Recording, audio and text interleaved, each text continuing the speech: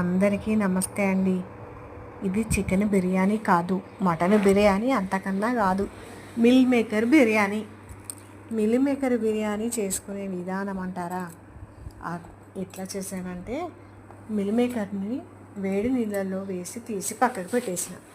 ఇక టమాటాలు, పచ్చిమిర్చి, ఉల్లిగడ్డ కట్ చేసి పెట్టుకున్నాక ఈ కుక్కర్ పెట్టేసి 2 స్పూన్ల నెయ్యి, 1 స్పూను నూనె వేసి అందులో పచ్చిమిర్చి, ఉల్లిగడ్డ, ఈ టమాటా ముక్కలు ఇవన్నీ వేసి గోలిచ్చా. అందులోనే బిర్యానీ ఆకు, బిర్యానీ మసాలా అంటే చెక్క, లవంగాలు, యాలక్కాయలు ఇవన్నీ వేసేసాను.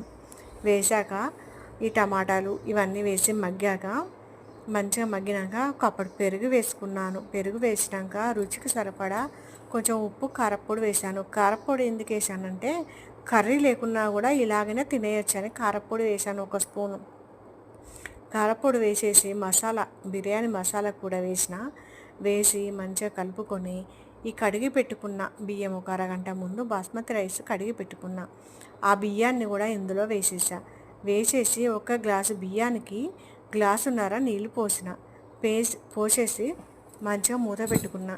1 విజిల్ వచ్చింది. 2వ విజిల్ రాకముందే బంద్ చేసిన. ఇక వస్తుంది, సౌండ్ వస్తుంది, ఇక వస్తుంది అనే లోపే బంద్ చేసి ఆవిరంతా పోయేదాకా ఉంచేసిన. అలాగే ఆవిరి పోయాక మూత తీస్తే గుమగుమలాడే మిల్ మేకర్ బిర్యానీ రెడీ అయింది.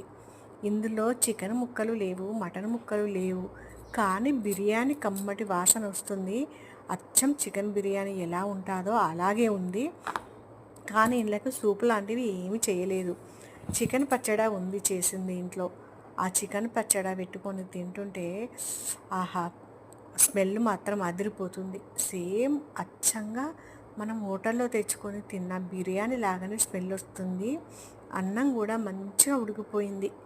మేము కొంచెం మెత్తగానే తింటాము, మాకు తగ్గట్టే ఉంది. మరీ మెత్తగా లేదు, మరీ ఉడకకుండా పొడి పొడిలాడుతూ లేదు. చాలా బాగా ఉంది.